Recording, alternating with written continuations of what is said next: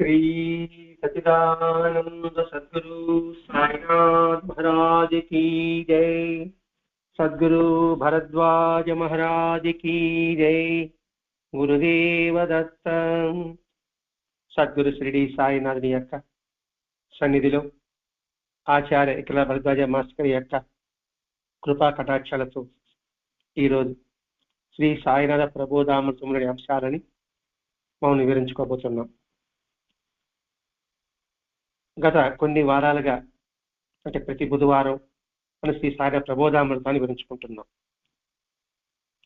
ఈరోజు సాయిబాబా సూక్తులు. గత అధ్యాయాల్లోని అంశాన్ని మనం పరిశీలించుకుంటూ రావాలి. బాబా యొక్క బోధలే ఒక జీవిత కళ, ఆర్ట్ అన్నారు. అంటే అది గ్రహించే విధానంలో ఉంటుంది. ఆ బోధ బాధించేదిగా ఉండదు, బాధ నుంచి విముక్తి పొందేదిగా ఉంటుంది. అలాగే సద్గురు వాక్య ఉపదేశము, ఆ లీలల ద్వారా ఏమి ప్రబోధం చేశాడు, కథల ద్వారా ఏమి ప్రబోధం అంటే తట్టి లేపడం, ఆయన చెప్పిన సత్యాలు ఏమిటి, ఆయన చూపులో ఆయన నవ్వులో ఉన్న సంకేతం ఏమిటి, ఇవి గత వారాలుగా మనం వివరించుకుంటూ వస్తున్నాం. అంటే ఇక్కడ మాస్టర్ గారు చెప్పేది ఒకటే చెప్తాడండి. మొట్టమొదటి నుంచి ఇప్పుడు వినేంత వరకు కూడా ఒకటి అనుసంధానం చేసుకుంటూ రావాలి. లేకపోతే అర్థమైనట్టుగా ఉంటుంది, అర్థం కాదు. ఇప్పుడు మనం ఇంత కొంత సమయాన్ని కేటాయిస్తాను అంటే అది అర్థం చేసుకోవడానికి మనం ప్రయత్నం చేయాలి. ఆ ప్రయత్నం చేయకపోతే మనం జీవిత సత్యాలు ఎలా తెలుసుకోగలుగుతాం, జీవన గమనం ఎలా సాగించగలుగుతాం?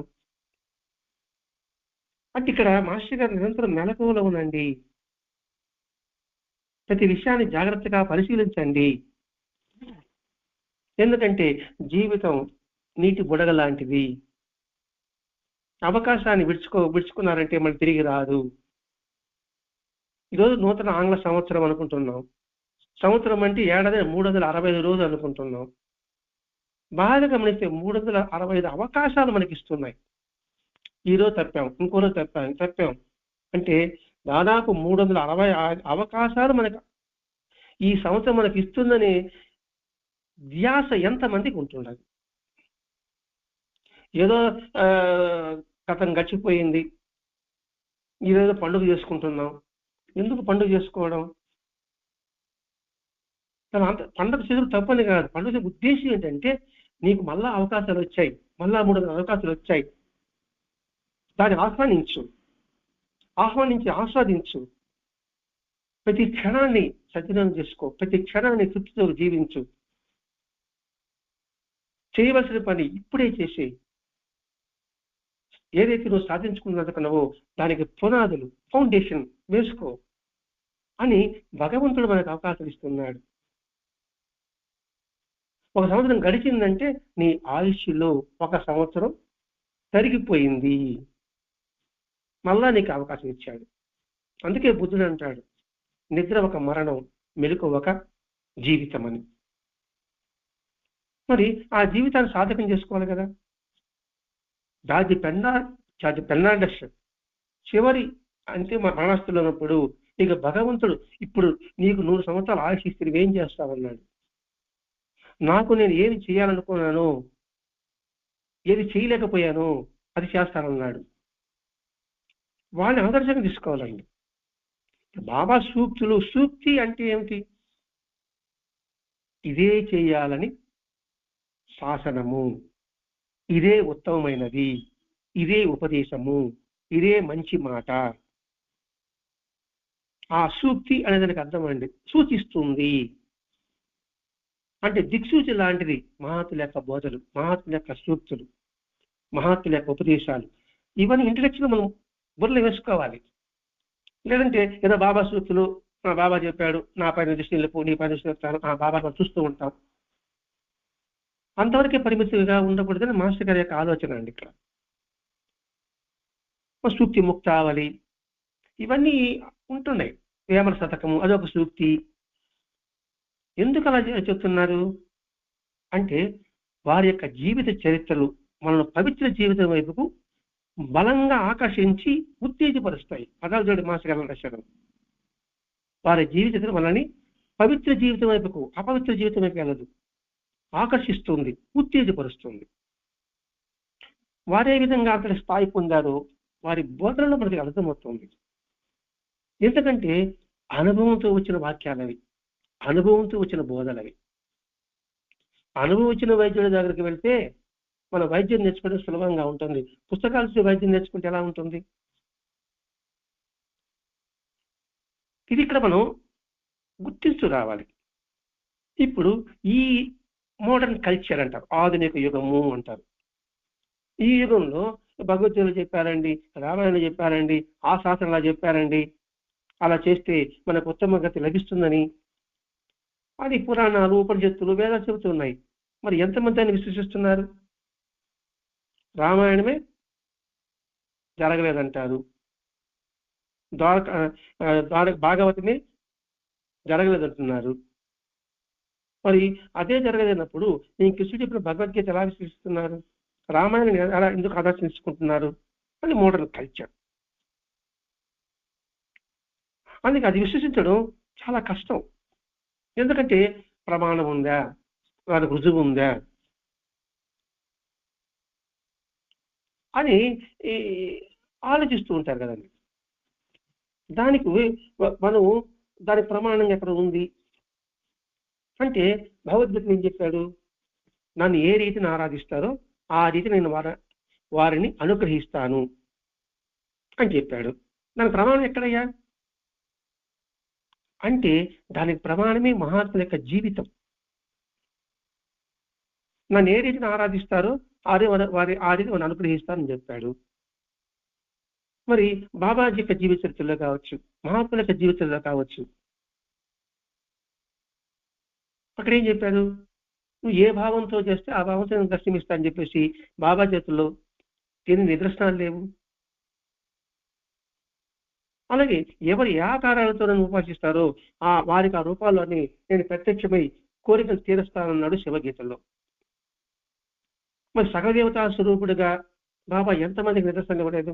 పాండురంగుడిగా ఇచ్చాడు, రాముడిగా ఇచ్చాడు, విఠలుగా ఇచ్చాడు, ఆంజనేయుడిగా ఇచ్చాడు, గణపతిగా ఇచ్చాడు. ఇప్పుడు నన్ను ప్రూఫ్ అయింది. ఎందుకంటే ఏదో కొన్ని వేల సంవత్సరాల కింద జరిగింది రామాయణం, మహాభారతం, భాగవతాలు. కానీ 150 సంవత్సరాల క్రితం జరిగిన సంఘటన ఇది. ఇప్పుడు నిజమే.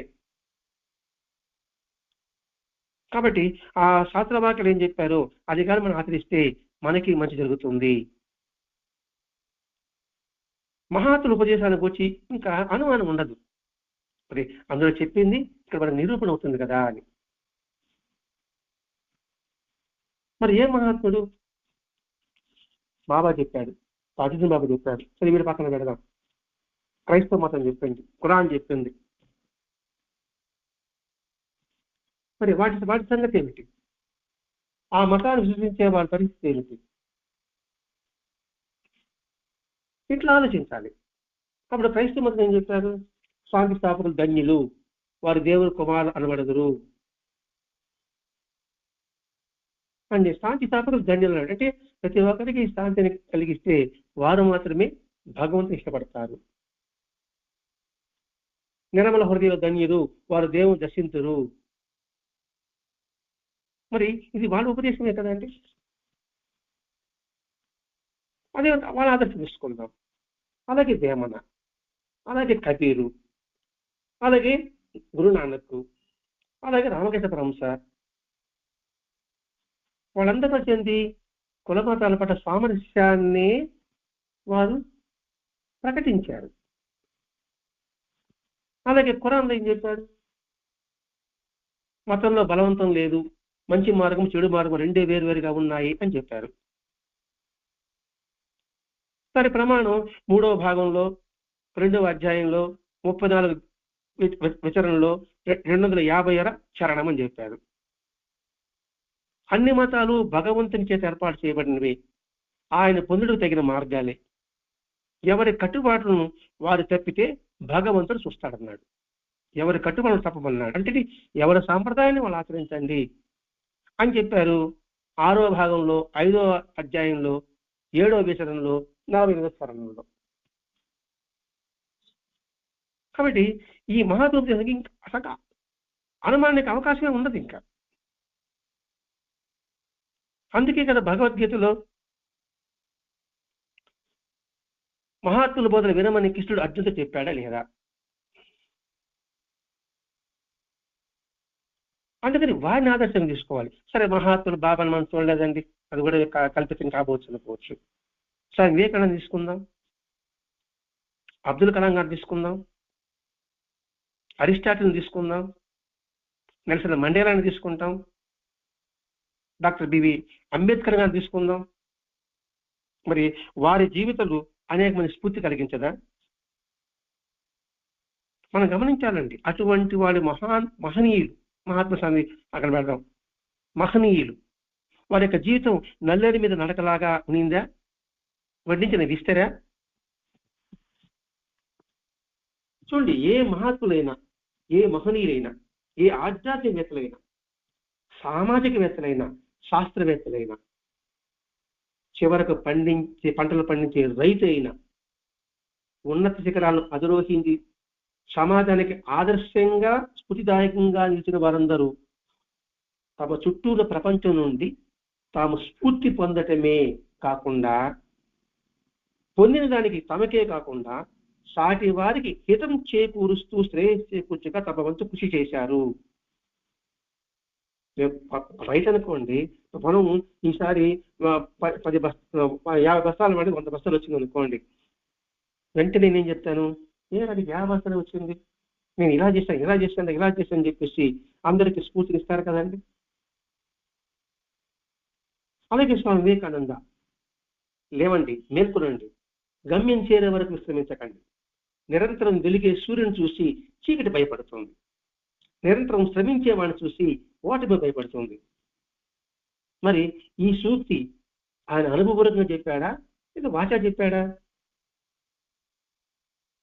అంటే ఈ సూక్తి అంటే మనకు దారి చూపించేది ఎంతటి ఉత్తేజన కలిగిస్తుంది.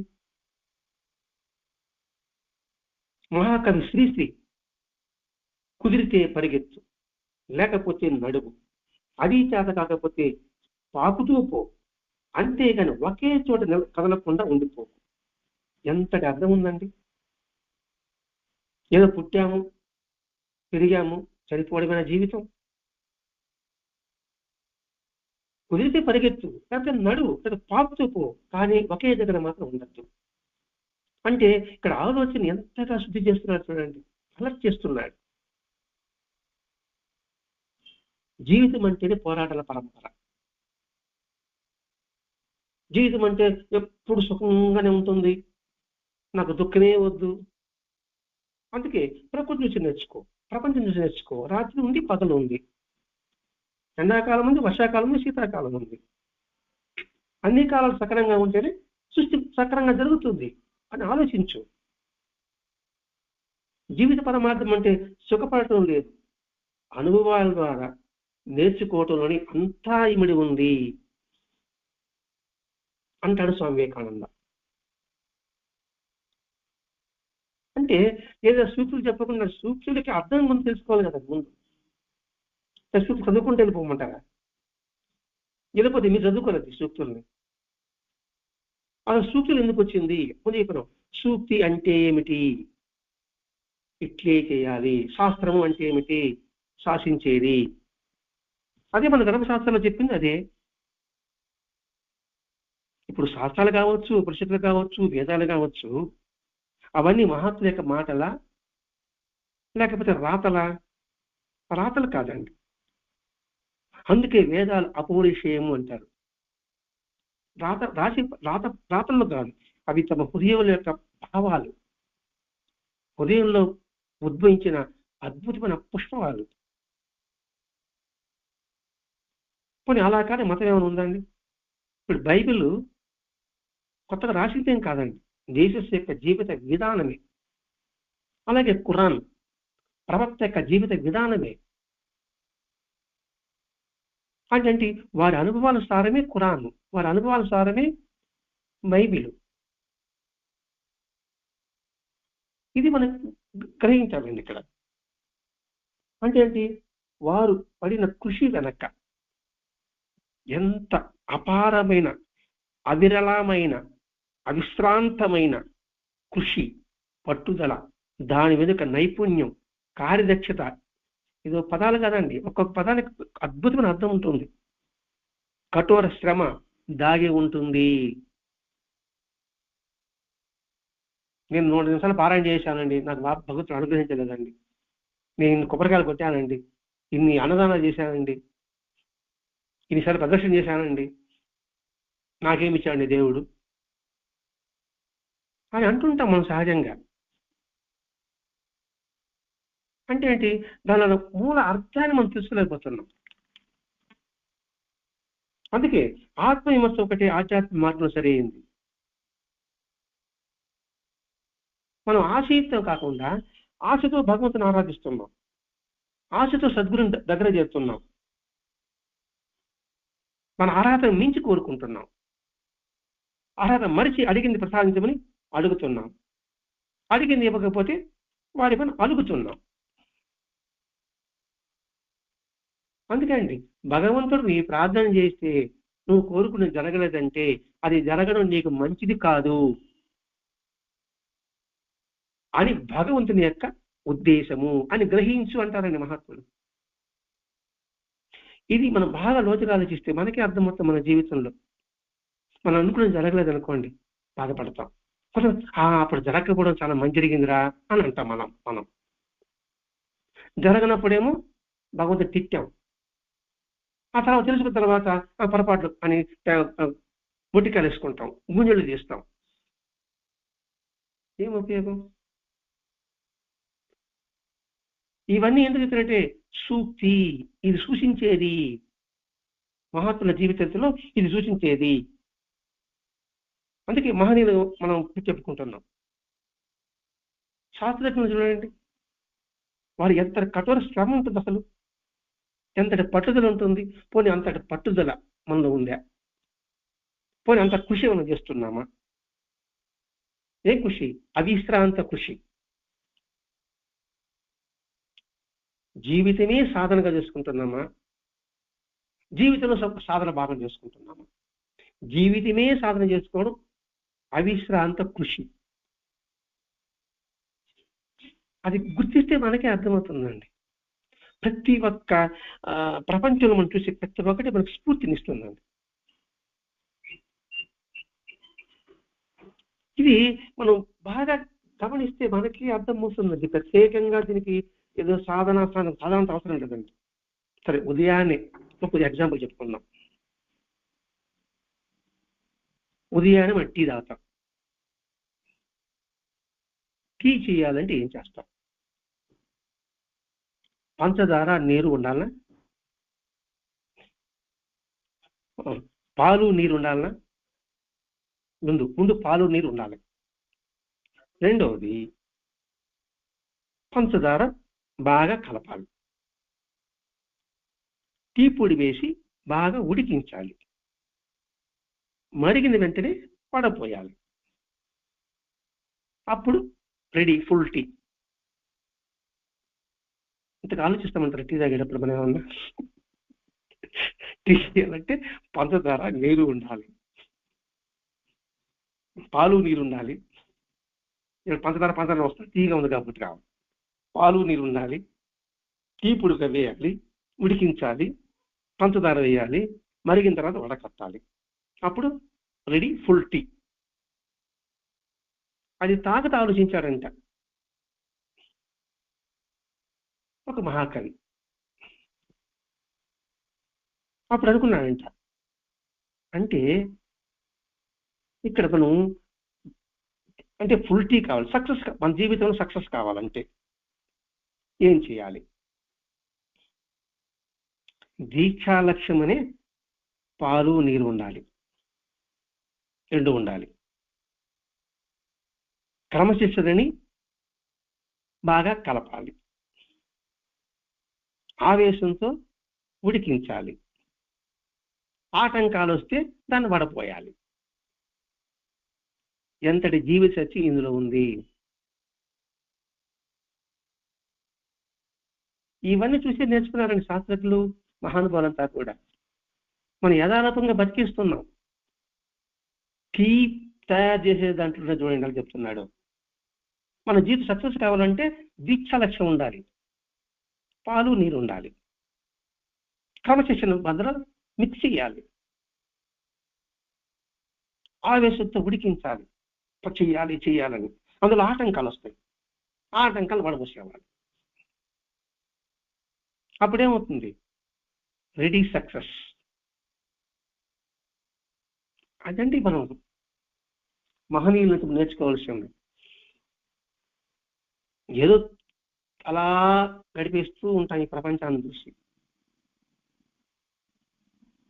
అందుకే వాళ్ళ యొక్క అనుభవాన్ని చూసిన మాటలే. ఇప్పుడు టీ సంగతి కూడా వాడు అనుభవించిన మాటలే కదండి. కాబట్టి ఇట్లా చెప్పాడు, అవన్నీ మహాత్ముల వాక్కులే, ఉపదేశ శాస్త్రంలో. అలా కానీ మతమే లేదన్నాడు. అటువంటి ఉపదేశాన్ని వినడాన్ని శ్రవణము. వింటే సరిపోదు, వాటిని వివేచించడమే, ఆలోచించడం మననము. ఈ రెండు ముక్తికి పునాదులు. ఇది వేదాంత గ్రంథాలు చెప్పాయి, చెబుతున్నాయి, చెబుతూనే ఉంటాయి. మరి మనం ఇందులో ఏమి గ్రహిస్తున్నాం? ఎంతో మంది మహాత్ములు చెప్తున్నారు. ఇప్పుడు స్వామి వివేకానంద కొటేషన్స్ ఎన్ని ఉంటాయి, మహాకవి శ్రీశ్రీ ఎన్ని కొటేషన్స్ ఉంటాయి, అబ్దుల్ కలాంది అద్భుతంగా ఎన్ని కొటేషన్లు ఉంటాయి. అబ్దుల్ కలాం ఏమన్నా ఉన్నటువంటి ప్రెసిడెంట్ అయ్యాడా? మరి ఆయన ఆదర్శం ఎందుకు తీసుకోకూడదు? బాబా సంగతి పక్కన పెడదామండి, దేవుడి సంగతి పక్కన పెడదామండి. ఇక్కడ సూక్తి అనేదానికి విడేసుకుంటున్నామండి.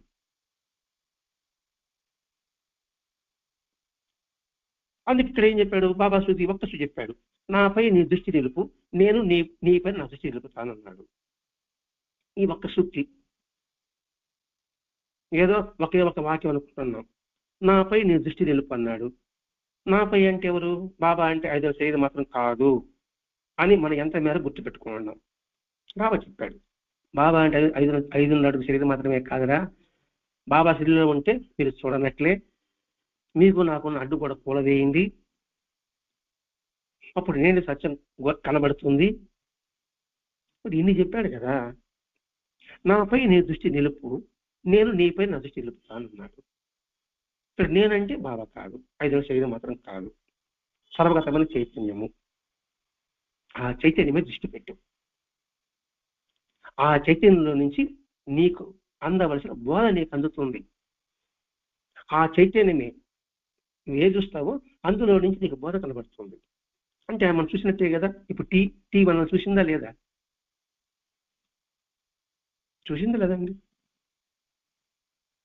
ఇంకా మనకు సులభంగా అర్థంగా చెప్పుకోవాలంటే 1, 2, 3, 4లో కూడా అర్థం ఉందండి. పెద్ద ఎక్కాలి మనకు, 1వ ఎక్కం చాలా ఈజీ అంట. ఇది కూడా ఒక మహాకవి యొక్క ఆలోచనేనండి. 1, 1, 2 ఈజీ, 6, 9 కష్టం. ఈలోనే సత్యం దాగి ఉంది, జీవి సత్యం ఇమడబడి ఉంటుంది. 1వ స్థానంలో ఉండాలని అందరూ అనుకుంటారు. ఎవరు ఫస్ట్ ఉండాలనుకుంటారు, ఉత్తమంగానే ఉండాలనుకుంటారు. 1 ఎవరు నెంబర్ 1గా ఉండాలనుకుంటారు. ఈ 1గా ఉండాలంటే ఎన్నో లెక్కలు ఉన్నాయట.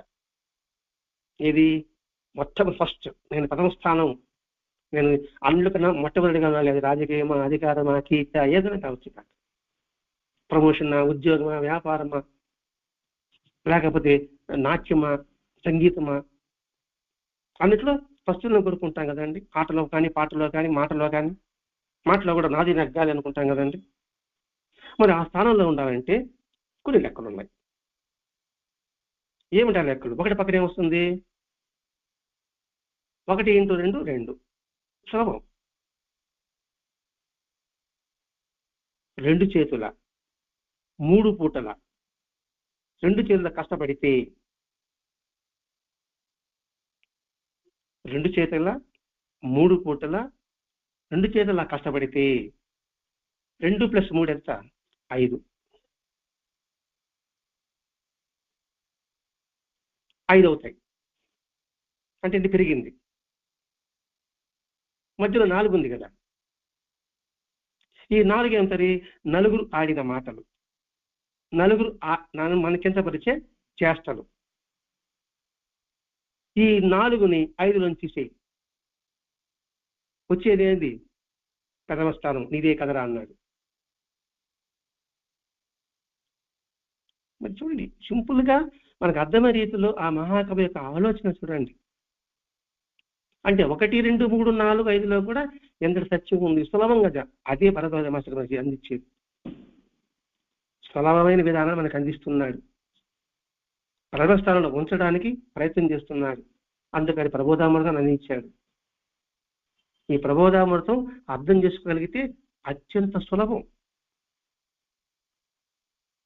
ఈ 1, 2, 3, 4 అర్థమైందని అనుకుంటున్నామండి. నువ్వు ప్రథమ స్థానం నిలబడాలంటే ఏం చేయాలి? 3 పూటల కష్టపడాలి, 2 చేతుల కష్టపడాలి. 5 అనేది అద్భుతమైన లిబు నీకు లభిస్తుంది. ఈ మధ్యలో 4 ఒకటి ఉండాలి, దూరం ఉండాలి. నలుగురు 4 మాటలు అంటారు, నలుగురు 4 చేష్టలు అంటారు. అవన్నీ తీసి ఇప్పుడు వడపోయాలని చెప్పాను కదా, టీలో ఆటంకాలని 5 తీసి పరిస్థితి అనుకోండి. 5 - 4 నెంబర్ 1 స్థానం. అదే ఉత్తమమైన స్థానం. అది ఆధ్యాత్మిక శిఖరాగ్రం చేరడం. ఇంతటి అర్థం మనం గ్రహించాలండి. అది నాపై నువ్వు దృష్టి వెళ్ళిపో. ఆ టీలో కావచ్చు, ఆ 1, 2 కావచ్చు. అప్పుడు అందులో నుంచి నేను నిన్ను చూస్తాను రా. ప్రథమ స్థానం అనేది చూపిస్తున్నా. సక్సెస్ ఎలా వాళ్ళు టీలో చూపిస్తున్నా. 1, 2 ప్రథమ స్థానం ఎలా చూస్తున్నా. అది గుర్తించు. దాని బాబా ఒక మాట చెప్పాడు, నువ్వు చూసేంతా కలిసి నేను అన్నాడు. అంటే మాస్టర్ గారు ఆ మహాకవి చూడండి, నువ్వు అనాలోచితంగా బతకద్దు, ఆలోచన తత్వంతో జీవించు. అది జీవితకి సార్థకత. అందుకే సూత్రుడు ఎవరు సూత్రుడు మనకి బాబా దేవుడి సంబంధం వద్దనుకుంటాం. పక్కన పెట్టి దేవుడి సంగతి పక్కన పెట్టి మన జీవిత లక్ష్యం ఏమిటి? ప్రథమ స్థానం, ఆనందం. మరి దానికి ఎక్కడ దొరుకుతుందో ఆలోచించు. సులభంగా ఎక్కడ దొరుకుతుందో ఆలోచించు, దాన్ని పట్టుకో. అదే సూక్తి. సూక్తి అంటే ఆచరించడమే, మనకు దారి మార్గం చూపించేదే. ఇప్పుడు నాపై నువ్వు దృష్టి నిలుపుకున్నాడు. బాబా శరీరం కాదు కాబట్టి బాబా అన్ని రూపాల్లో ఉన్నాడు, సృష్టిలో ఉన్నాడు, ప్రకృతి రూపంలో ఉన్నాడు. కాబట్టి అందులో ఆయన ఉన్నాడని మనం నిరంతరం గుర్తించుకుంటూ ఉంటే ఆయన మనం చూస్తూ ఉంటాడు. మరి ఆయన చూపు కోసమే కదా మనం తహతాలాడేది.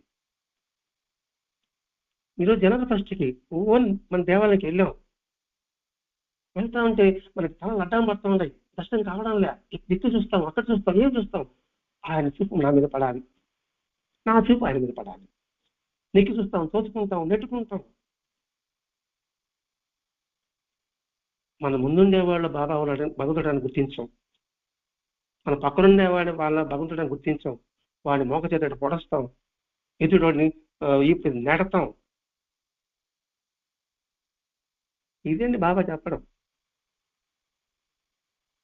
అందుకే ఆయన పదే పదే పదే అందరిలో నేనున్నాను రా, మీ దృష్టి నాపై పెట్టండి రా. నాపై అంటే ఏమిటి? అన్ని జీవుల్లో నేనే ఉన్నాను. నువ్వు ఏం చేస్తావో అది నీకు ఫలితం ఉంటుంది. ఇతరులు ఏం చేసుకుంటారో వాళ్ళకి అటువంటి ఫలితం ఉంటుంది. నువ్వు వాళ్ళ గురించి నువ్వు ఎందుకు ఆలోచిస్తావు? ఇది గుర్తుపెట్టుకో, రుజు మార్గాన్ని వెళ్ళు. ఇది ఒక్క సూక్తికే మనం ఎంత వివరించుకోవచ్చు అండి. కనీసం ఆ ఒక్క సూత్రాన్ని గుర్తుపెట్టుకుంటే మన జీవితం ధన్యం. దీనికి ఎన్నో సవాళ్ళు వస్తాయి, ఎదుర్కోవాలి. ఎన్నో అడ్డంకులు వస్తాయి, దాటాలి. ఇక్కడ ఎంత పరిపూర్ణత చెందాము కాదండి, ఎంత పురోగతి అయ్యామో చూసుకోవాలి. పరిణితి అన్నిటి సక్రమంగా ఉన్నానండి, నా వరకు నేను ఉంటా. ఏం పురోగతి, ఏం ఉపయోగం ఉంటుంది? ఇప్పుడు మహనీయులందరూ కూడా సైంటిస్ట్ గురించి మాట్లాడుకుంటామండి, ఆధ్యాత్మికవేత్తల గురించి మాట్లాడుకుంటాం, సామాజిక వేత్తల గురించి మాట్లాడుకుంటాం. వారు లోక హితం కోసం, సాటి హితం కోసం వాళ్ళు తమ వంతు కృషి చేశారా లేదా? మరి నువ్వేం కృషి చేస్తున్నావు? నీకు తెలిసిన విద్య, పెద్ద పెద్ద నువ్వు సైంటిస్ట్ కాబట్టి నీకు తెలిసిన విద్య అది ఇతరులకు అందించడానికి నీవెంతవరకు కృషి చేస్తున్నావు? నా దగ్గర ఏ విద్య లేదండి. ఏ విద్య లేదా? విద్య లేకపోతే భగవంతుడు ఒక విద్యని మనలో చొప్పించి భూమి మీద పంపించాడు, సహనం అనే పెట్టి ఉంచాడు, సాయపడమని ఒకరికి ఇచ్చి ఉంటాడు. సాయం అంటే ఒక ఓదార్పు మాట కూడా సాయమే కదండి. ఆ విద్య నీలో ఉంది, మరి అది చెయ్యి.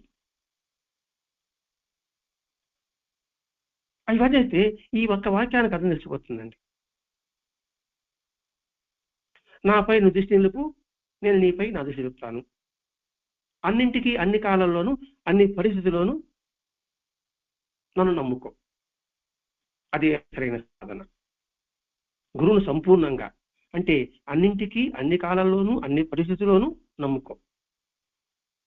ఏదో ఒక పరిస్థితులు కాదు, ఏదో ఒక కాలం కాదు, ఒక విషయంలో కాదు, ఏ విషయంలో అయినా సంపూర్ణంగా నమ్ము.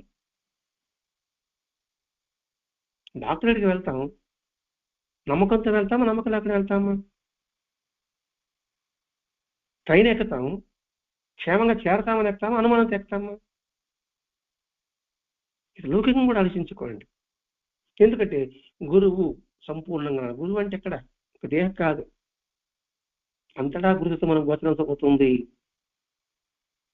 ప్రాణులు అందరి రూపాల్లో నేను సంచరిస్తుంటాను, నువ్వు ఎక్కడ చేస్తే అక్కడ చూస్తే నేను అక్కడ ఉంటాను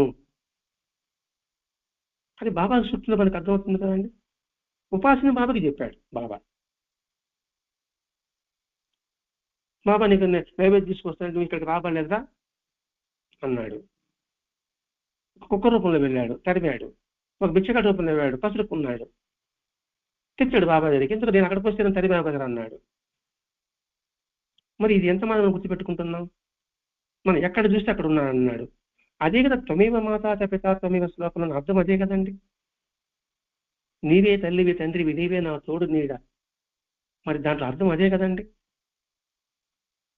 మరి దాని పట్ల విశ్వాసం ఉంది. అక్కడ గురువు అంటే రూపం కాదు, గురువు యొక్క వాక్యం కూడా ఆయన యొక్క ప్రతిరూపమే, ఆయన యొక్క గ్రంథం కూడా ఆయన యొక్క ప్రతిరూపమే. రామాయణం రాముని యొక్క ప్రతిరూపం, భాగవతం కృష్ణుడి యొక్క ప్రతిరూపం, బైబుల్ జీసస్ యొక్క ప్రతిరూపం, ఖురాను ప్రవక్త యొక్క ప్రతిరూపం, గురు గ్రంథ సాహెబ్ గురునానక్ యొక్క ప్రతిరూపం. దాని పట్ల విశ్వాసం పెట్టుకో. గాంధీ మహాత్ముడికి ఏ సందేహం వచ్చినా భగవద్గీత ఓపెన్ చేస్తాడు, తెరస్తే అందులో దానికి సమాధానం ఉంటుంది. ఆ నమ్మకం ఏంటి? నా ప్రతి సందేహానికి భగవద్గీత ఇది గురు స్వరూపం, జగద్గురు యొక్క రూపం, ఆయన సమాధానం చెప్తాడు. ఆయన పుస్తకం ఓపెన్ చేస్తాడు, ఆయన సమాధానం చెప్తాడు అనే భావనతో దాన్ని గ్రహిస్తాడు, దాన్ని తీసుకుంటాడు. అందుకే చెప్పారు, సవాళ్ళు ఎదుర్కోవాలి, అడ్డంకులను దాటుకోవాలి, పరిపూర్ణతకి పురోగతి కావాలి, అందుకు ఒక దిక్సూచి కావాలి. ఆ దిక్సూచి మనకి భరద్వాజ మహర్షి గారు. ఆ దిక్సూచితో పాటు మనలోగా దాని శక్తి కావాలి. ఆ శక్తే సత్సంగం. మరి అందుకు మనం కఠోర శ్రమ చేయగలగాలి, కార్యదక్షత కలిగి ఉండాలి, అవిశ్రాంత కృషి ఉండాలి. అందుకు మన ప్రయత్నం ఒక అడుగైతే అంతర్యామిగా ఉన్న గురువు 10 అడుగులు ముందుకు నడిపిస్తారు, సామానుని అసమానులుగా చేస్తారు.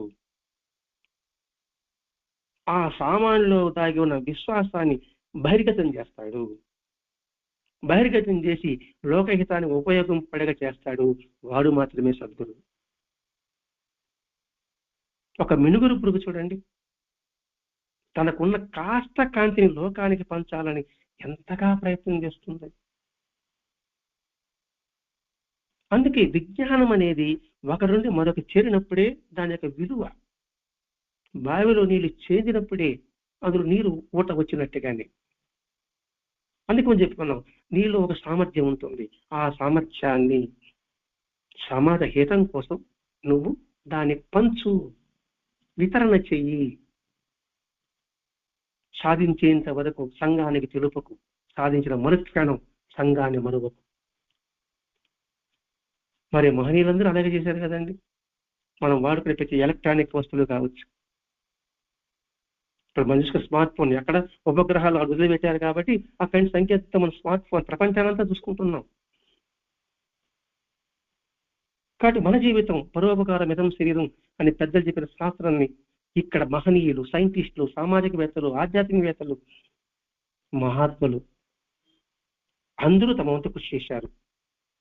మరి నువ్వు మానవగా జన్మ ఎత్తిన తర్వాత ఎవరికి వాడు ప్రశ్నించుకోవాలండి. అందుకే ఆత్మ పరిశీలన, ఆత్మ విమర్శ ఇది ఆధ్యాత్మికతలోనే కాదండి, సరైన జీవన విధానంలో చూసుకోవాల్సింది. ఇది గొప్ప సూక్తి. ఇది అంటే ఏంటి? శాస్త్రంలో ఏం చెప్పాడో పరోపకార మితం శరీరం చెప్పారు. ఆ శాస్త్ర వాక్యానికి నిరూపణ శాస్త్రవేత్తలు. స్వాతంత్రం కోసం పోరాడిన యోధులు, మహనీయులు, ఛత్రపతి శివాజీ, అల్లూరి సీతారామరాజు, ఝాన్సీ లక్ష్మీబాయి, మరి వారి జీవితం భవిష్య జీవితంకి బలంగా ఆకర్షించదా, ఉత్తేజపరచదా? నేతాజీ సుభాష్ చంద్రబోస్, మరి వారి జీవితాన్ని తీసుకుందామండి, దేవుడి దేని పక్కన పెడదామండి. కాబట్టి ఇక్కడ చెప్పాడు, మనవంతు ప్రయత్నం ఒక్కడికి వేస్తే 10 అడుగులు భగవంతుడు మనకు సహకరిస్తున్నాడు, అసమానులుగా చేస్తున్నాడు. జీవితంలో ఎదురే ప్రతి ఒక్క విషయాన్ని జిజ్ఞాసతో చూడండి, ప్రతి విషయాన్ని జిజ్ఞాసతో చూడమన్నాడు.